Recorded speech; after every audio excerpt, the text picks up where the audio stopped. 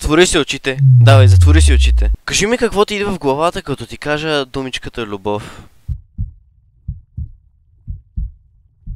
Сигурно ти идва мисълта за някоя приятелка, някоя момиче, може да ти идва мисълта за майка ти и баща ти. Не знам какво ти идва в главата, но знам, че е нещо от този сорт. Какво точно е любовта?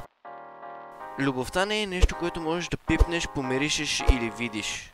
Това е нещо, което ти можеш само да усетиш. И истинската любов не се усеща толкова лесно. И също така не е толкова честа, особено в днешно време. Истинската любов се усеща така от нищото. Може да си по средата на работния си ден, да си пишеш там нещо или да си в училище и да учиш и така от нищото просто усещаш любовта. Просто идва едно чувство, което не можеш да си обясниш, но е някакси много приятно, много... В днешно време любовта може да е по-оскъдна и може да забелязва, че е малко по-трудно да се социализираш и да чувстваш истинска любов и от една страна си ти виновен. Виновни са социалните медии и начина, по който живеем в днешно време. Искам да си представиш преди много години, преди да кажем 200-300 години, още в времената, когато не е имало коли, не е имало телефони, тогава жените е трябвало да си намерят мъже. Те не са могли да оцелеят сами. Мъже трябва да отива на работа, да работи, да допринася храна. И жената е стояла вкъщи и се грижила за децата, е готвила, чистила, е правила всичко. Преди жената се е нуждаела от мъж. Нуждаела се от някой, на който да може да полегне, някой върху който може да я изслуша, някой, който може да я обича наистина. В днешно време жената може да бъде свой собствен мъж. Когато й трябва храна, тя може да отиде до магазина. Когато е болна, може да отиде до лекаря. Когато трябва нещо да й се поправи на колата, може да отиде до автосервиза. Всичко е дадено. Жените вече не се нуждаят от мъже. И затова любовта в днешно време е една идея по-трудна. Преди, за да са оцелявали хората, те са били огромни семейства с много деца, които са работили по цял ден на нивата и са правили някакви неща. И е било една хармония в семейството. Сега може да си живееш съвсем самичък. Да, мама ти е по-тъпо изкучен, обаче без никакъв проблем може да оцелееш съвсем самичък. Нищо няма ти стане. Затова, като ти кажа думичката любов, съм сигурен, че в главата ти не излиза точно правилната картинка. И съм сигурен, че в края на видеото ще си я променил поне малко и ще разбереш ти за себе си какво точно повече е любовта. В момента особено има много хора и тинейджери, които се правят на някой друг, за да влезнат в някаква връзка. Много често може да се разхождаш по средата на улицата, да видиш някакво момиче, да изземеш инстаграма и докато си пишеш да почнеш да се правиш на някой друг, защото искаш да излезнете и това момиче ти хареса. Което е една от най-големите грешки, които можеш да направиш. Това да се правиш на някой друг не само ще ти изиграе лошо в бъдещето, а и ти самия противоречиш на себе си. Сега, разбира се, ако целта ти не е връзка и се правиш на някой друг и си знаете, е съвсем друга история. Но ако целта ти е връзка и наистина харесваш това момиче, с което си пишеш, няма смисъл да се правиш на някой друг. Защото погледни го от дългосрочен план. Един ден, ако се ожените с тази жена, ще живееш всеки ден до края на дните ти. И ако ти не си човека, за който тя е видяла първоначално, нещата няма да се получат и точно поради тази причина много често се случват разводите. Трябва да намериш жена или партньор, която наистина те обича заради човека, който си. Точно това е проблема в днешно време, защото лицемерието е една идея повече и затова много често хора се влюбват в хора, които те не са. Разбира се, не ти казвам дръж се с жените, както се държиш с приятелите ти. Не, това е съвсем друга тема. Защото вие не сте приятели.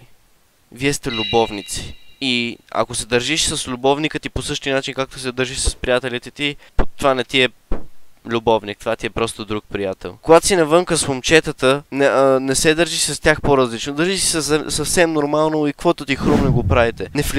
Не флиртуваш с момчетата, нали? Има разлика. И затова не трябва да се държиш по същия начин с любовника ти, както с приятелите ти. Разбира се, любовникът ти е приятел, но има разлика. И точно тази разлика е трудната част. Докато ти сам не я усетиш, докато ти сам не намериш истинската любов, няма кой друг да го направи за теб. И най-гадната част от всичко, че за да намериш точния човек, ще отнеме време и труд. Не ти казвам, търси докато намериш перфектния, защото ти никой няма го намериш. Този перфектен човек не съществува.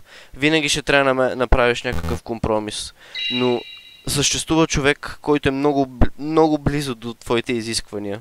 И който просто като си с него ти е приятно. Не усещаш как минава времето и просто знаеш, че можеш да стоиш с него до края на дните ти. Трябва да имаш търпение, трябва да си търпелиш, трябва да си силен, трябва да стиснеш зъби. И трябва да вярваш, че правилният човек един ден ще дойде. Ще го намериш. Любовта не е нещо, с което трябва да прибързваш. Защото все пак ти казвам, с този партньор или с жената ти ще прекараш времето до края на дните ти. Откакто се срещнете, всеки божи ден сигурно ще стоите заедно и трябва да си сигурен, че ще можеш да я издържиш. Също така от една страна, любовта не е нещо, върху което трябва да работиш. Ако усещаш любовта като работа, това не е любов. Съжалявам, че трябва да ти го кажа. Разбира се, в една връзка не можеш просто така да си стоиш и да блееш и да вярваш, че всичко ще си минава. Разбира се, ще трябва да си склонен да жертваш някои неща, да не излезнеш навънка, за да излезнеш с партньора ти, или тя или той да направи нещо лошо и ти трябва да можеш да й простиш. Трябва да си склонен да прощаваш и трябва да си склонен да жертваш. Обаче тези жертви и прощавания няма да се усещат като нещо тежко, защото наистина ти обичаш човек. Разбира се, няма да е така се едно нищо, но пак ще е много по-леко, ако трябва да простиш на някой, който презираш. Най-добрият такъв пример, който мога да ти дам за истинска любов е Бог. Всеки ден ти грешиш, всеки ден правиш грехове, всеки ден вършиш неща против него. Значи той всеки ден продължава да те пази, продължава да те напътства. И всеки ден, въпреки всеки един грех, който си направил, той ще продължи да ти прощава. Защото неговата любов е толкова силна. И затова той е Бог. Да, ако искаш точен пример и не знаеш от кой да се учиш какво точно е любов, той е най-добрият пример. От сега ти го казвам. Ако не знаеш откъде ги вземеш точно тези примери, просто потърси в интернет. Има ги навсякъде. Има примери за Бог, как той прощава, как наистина обича. Въпреки, че някои хора, например, от пример в Библията, някои хора са правили неща против него, после те са му се извинявали и той им прощавал. Въпреки, че тези грехове може да са били гигантски. Той им е прощавал и после всичко се е оправил. Няма проблем сега да правиш грешки, стига да се опитваш да не ги правиш повече и да се извиняваш. Също така, Бог ти дава една любов, която ти малко по-трудно усещаш. Защото Бог е нещо, което ти не можеш да видиш и можеш само да усетиш. По-трудно вярваме в неща, които не можем да видим. Но ако наистина повярваш в Него, ще разбереш какво наистина е любов и ще я усетиш. Трябва да се опиташ да усещаш всякаква любов, особено неговата. Защото неговата е единствена 100% чиста. И единствената, която няма да се чувства като работа. Единствената, към която ще може да тичаш всеки ден без да се замисляш. Така че, вярвай. Бъдете истински, не бъдете лицемери. Има много риби в морето. И някои хора не обичат всякакъв вид риби.